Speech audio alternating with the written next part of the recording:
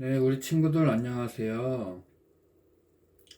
오늘은 하나님이 은혜를 베푸셨어요 라는 제목으로 창세기 41장 46절에서 52절의 말씀을 가지고 우리 말씀을 살펴보려고 해요. 우리 예배를 준비하는 시간이니까 예배에 방해되는 물건들을 치워주고 옷은 단정하게 입고 자세를 바르게 한 다음에 우리 같이 예배를 드리도록 하겠습니다. 네, 우리 기도할게요. 하나님 감사합니다. 오늘도 하나님 은혜로 이렇게 가정에서 예배를 드립니다. 우리가 드리는 예배를 받아주시고 하나님 함께 해주세요. 예수님의 이름으로 기도합니다. 아멘. 우리 말씀을 같이 읽겠습니다. 창세기 41장 46절에서 52절입니다. 요셉이 애굽 왕 바로 앞에 설 때에 30세라. 그가 바로 앞을 떠나 애굽 온 땅을 순찰하니 7해 풍년에 토지 소출이 심히 많은지라. 요셉이 애굽 땅에 있는 그 7년 곡물을 거두어 각 성에 저장하되 각 성읍 주위의 밭의 곡물을 그 성읍 중에 쌓아두매 쌓아둔 곡식이 바다 모래같이 심이 많아 세기를 그쳤으니 그 수가 한이 없음이었더라. 흉년이 들기 전에 요셉에게 두 아들이 나되 곧 온의 제사장 보디베라의 딸 아스낫이 그에게서 낳으니라.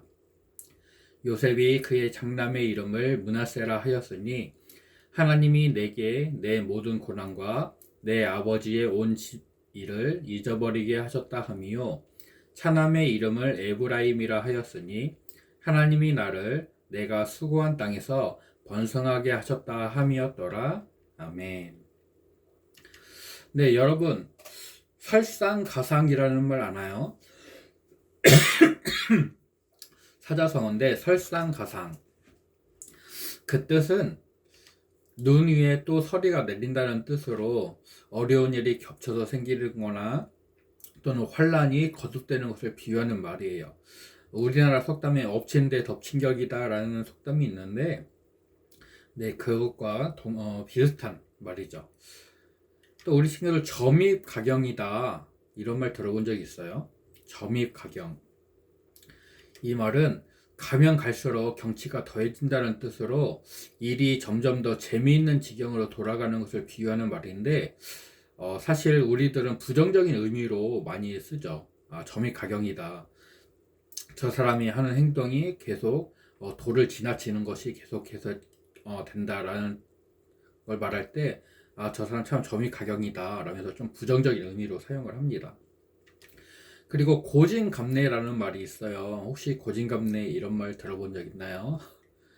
네, 이것은 쓴 것이 다하면 단 것이 온다라는 뜻으로 고생 끝에 즐거움이 온다라는 뜻입니다. 어려운 일이 지나고 나면 그 일을 통해서 즐거움을 누리게 된다라는 뜻인데요. 이 오늘 요셉의 이야기가 이런 고진감래의 같은 이야기입니다. 고통의 시간, 고난의 시간을 견디고 났더니 하나님께서 은혜를 주셔서 즐거움을 누리게 되는 것이죠.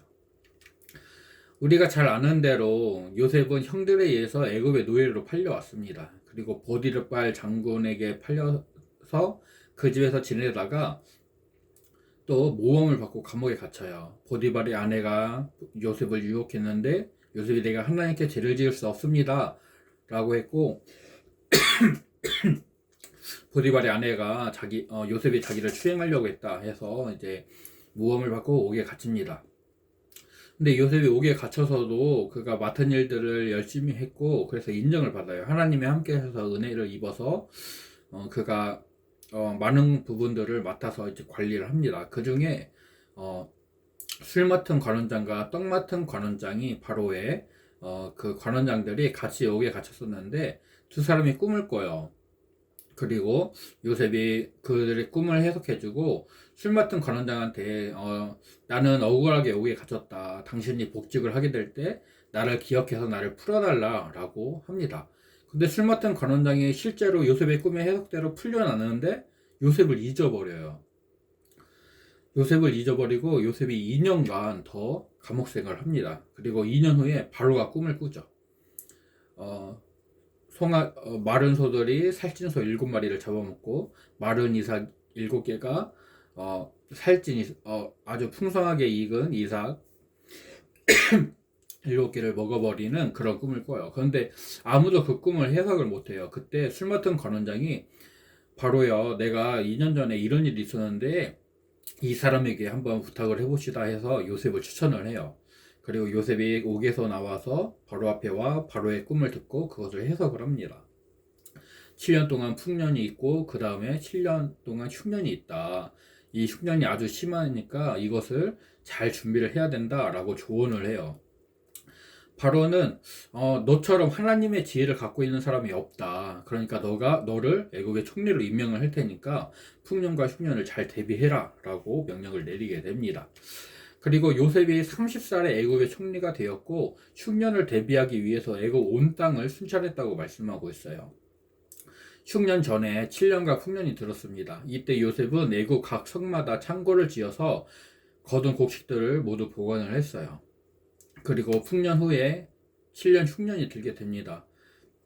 이때 요셉이 창고에 보관했던 곡식들을 가지고 애국과 주변 나라들의 사람들을 도와주었습니다. 이를 통해서 하나님의 계획을 이루게 되는 거죠. 바로는 요셉을 총리로 임명하면서 온 도시의 제사장 보디베라의 딸 아스나과 결혼하게 합니다. 이 온이라는 도시는 태양신을 섬기던 도시로 원래 이름은 헬리오폴리스예요. 역사적인 이름은 헬리오폴리스인데 성경에서는 이 도시를 온이라고 말하고 있어요. 요셉과 아스낫은 흉년이 들기 전에 아들 둘을 낳았는데요. 요셉은 첫째는 므낫세, 있게 하다라는 뜻을 가진 므낫세라고 지었고 둘째는 갑절로 열매를 맺다라는 뜻을 가진 에브라임이라고 지었습니다. 요셉은 아들들의 이름을 통해서 요셉이 겪었던 어렵고 힘든 일들을 하나님이 잊게 해주셨다.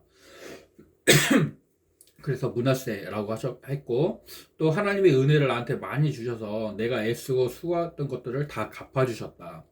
갑절로 열매를 맺다 번성하다라는 뜻을 가진 에브라임이라고 그렇게 므낫세와 에브라임 두 가지로 아들들의 이름을 지어서 자신이 겪었던 일들을 하나님이 고생 끝에 즐거움, 은혜를 누리게 하셨다라고 고백을 합니다. 요셉이 많은 고난을 겪었어요. 형들에게 의해서 배신을 당하고 노예로 팔려가고 감옥에도 갇히고 하지만 하나님이 함께 하셨고 결국 하나님의 은혜를 경험했다. 하나님이 나에게 은혜를 주셨다라고 믿음으로 말하고 있는 거예요. 요셉이 형들에 의해서 노예로 팔려온 거, 모함을 받아 감옥에 갇힌 것, 그리고 억울한 옥살이를 한다고 풀어달라고 부탁을 했는데 술 맡은 관원장이 2년 동안 요셉을 잊어버렸던 것. 이 모든 것들이 요셉이 겪었던 어려움들이죠. 그런데 하나님이 계획하셨던 때가 되었을 때 하나님은 요셉을 높이셔서 애굽의 총리가 되게 하십니다. 그리고 하나님의 계획을 이루게 하시죠. 애국 이집트에서는 관직에 임명을 받을 수 있는 최소한의 나이가 30살이었다고 해요. 30살이 되어야지만 이제 관직에 나아갈 수가 있는 거죠. 만약에 술 맡은 관원장이 요셉을 잊어버리지 않고 자기가 복직했을 때 요셉을 바로 풀어줬다고 하면은 요셉은 28살이에요. 관직에 나아갈 수가 없는 거죠. 그러니까 감옥에 나와서는 원래 신분이 노예였으니까 그냥 계속 노예로 살아갔을 거예요. 그런데 2년을 더 기다리게 하시고 30살이 되니까 바로의 꿈을 해석했을 때 그가 관직에 나아갈 수 있는 나이가 되었기 때문에 그 총리로 임명을 하게 되는 거죠. 그러니까 요셉이 2년 동안 감옥에서 더 고생을 했던 것, 요셉이 그동안 겪어왔던 모든 시간들은 하나님이 계획하신 때, 하나님이 계획하신 그 시간을 맞추기 위한 그런 준비하는 시간이었다고 볼 수가 있는 거죠. 요셉이 감옥에 갇히게 되었지만 그 감옥에서 정치를 하던 사람들이 감옥에 갇혔기 때문에 애굽의 정치가 어떻게 돌아가는지, 국가 운영은 어떻게 되는지 그 모든 것들을 요셉이 파악을 할 수가 있었던 거죠. 감옥이라는 어려운 환경, 안 좋은 환경이었지만 그 환경 가운데 하나님은 요셉이 촌리가 될 수 있도록 그를 준비하셨던 거예요. 노예로 팔려오고 감옥에 갇히고 오랜 시간을 힘들게 보냈지만 하나님의 요셉과 함께 하셨어요.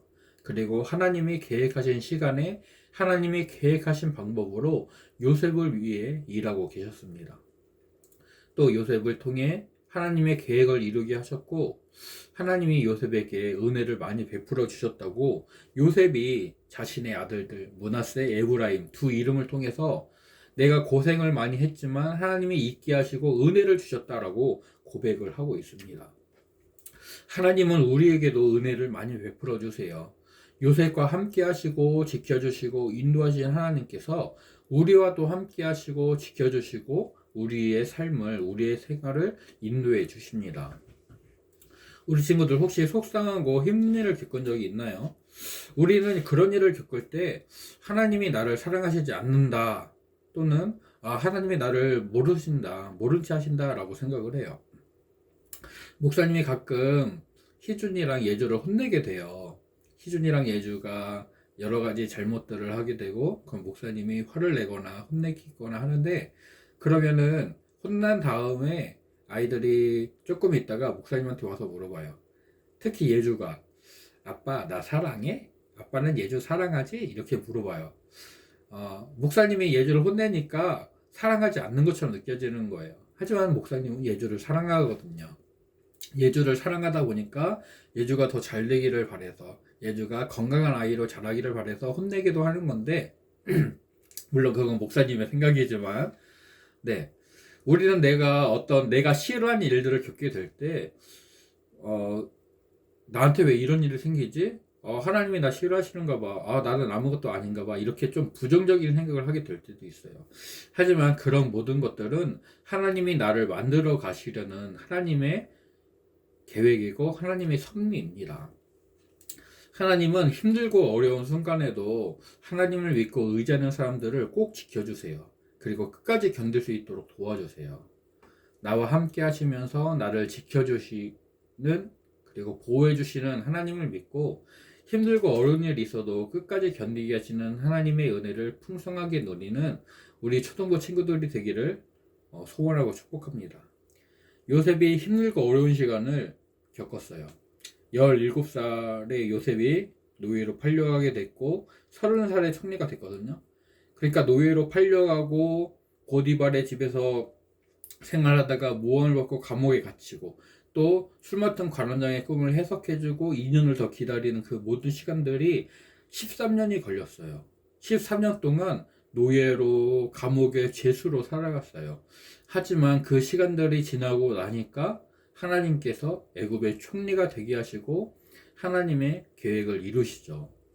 요셉이 노예로 팔려갔을 때도 감옥에 갇혔을 때도 하나님은 요셉과 함께 하셨어요. 그래서 요셉이 형통한 자가 되었죠. 우리가 힘들어하는 그 시간에 우리가 아파하는 그 시간에 하나님은 우리와 함께 하세요. 그리고 우리의 환경들을 우리의 마음들을 바꿔주셔서 우리가 그것들을 견디어내고 하나님을 의지할 수 있도록 도와주세요. 그리고 그 모든 것이 끝나고 나면 우리는 하나님이 주시는 평안과 하나님이 주시는 은혜를 하나님이 주시는 기쁨을 온전히 누리게 돼요. 우리 친구들이 하나님은 좋으신 분이심을 확실하게 믿고 하나님이 나에게 가장 좋은 것으로 함께 해주시는 것을 분명히 믿고 힘들고 어려운 일들을 있어도 끝까지 믿음으로 견디어내는 우리 친구들이 되기를 간절히 소원합니다. 그래서 요셉이 말했던 것처럼 하나님이 나를 번성케 하신다. 하나님이 나에게 은혜를 많이 주셨다. 라고 믿음으로 고백할 수 있는 우리 친구들이 되기를 간절히 소원합니다. 우리 친구들, 우리 오늘 말씀의 제목 다시 한번 읽어볼까요? 시작. 하나님이 은혜를 베푸셨어요. 네, 하나님이 우리 친구들에게 은혜를 베푸셨어요. 요셉에게 은혜를 베푸신 하나님이 나에게 은혜를 베푸셨어요. 우리 가족에게 은혜를 베푸셨어요. 이것을 꼭 기억하고 은혜를 베푸시는 하나님과 날마다 함께하는 우리 친구들이 되기를 소원하고 축복합니다. 기도하겠습니다. 하나님 감사합니다. 요셉에게 함께 하시고 은혜를 베푸신 하나님께서 오늘 나와 함께 하시고 은혜를 베푸시는 줄로 믿습니다. 내가 겪는 모든 일들 가운데 하나님의 은혜를 발견하게 하시고 하나님의 인도하심을 따라가는 우리 초등부 친구들 될 수 있도록 도와주세요. 코로나 때문에 함께하지 못하고 이렇게 예배 드립니다. 하지만 우리가 있는 모든 곳에서 하나님을 예배하는, 하나님과 함께하는 믿음의 사람이 될 수 있도록 도와주세요. 예수님의 이름으로 기도합니다. 아멘. 네, 우리 친구들 이렇게 예배를 마쳤고요. 오늘 부모님과 함께 그런 얘기를 해봤으면 좋겠어요. 하나님께서 우리 부모님에게 은혜를 베푸신 것은 무엇인지 물어보고요. 또 우리 친구들이 생각할 때 하나님이 나에게 베푸신 은혜는 무엇인지를 같이 얘기를 해보고 그 얘기한 것들을 노트에 적어보고 그것을 사진을 찍어서 목사님한테 보내주세요. 예를 들어서 지영이가 엄마 황정보 집사님, 아빠 하준유 집사님, 동생 선우하고 같이 얘기를 한 다음에 지영이가 적고 성도 적고 해서 그것을 사진을 찍고 목사님한테 보내주면은 네, 목사님이 확인을 하고 나중에 우리가 다시 교회에서 만나게 되는 날 네, 시상을 하는 시상을 해보도록 할게요. 그러니까 우리 친구들이 오늘 부모님과 함께 우리 가족이 엄마 아빠가 내가 하나님께 받은 은혜는 무엇인지 같이 얘기를 해보고 그것을 종이에 적은 다음에 사진을 찍어서 목사님한테 보내주세요. 오늘의 미션 꼭 수행해 주기를 바래요. 우리 다음에 또 만나요. 안녕.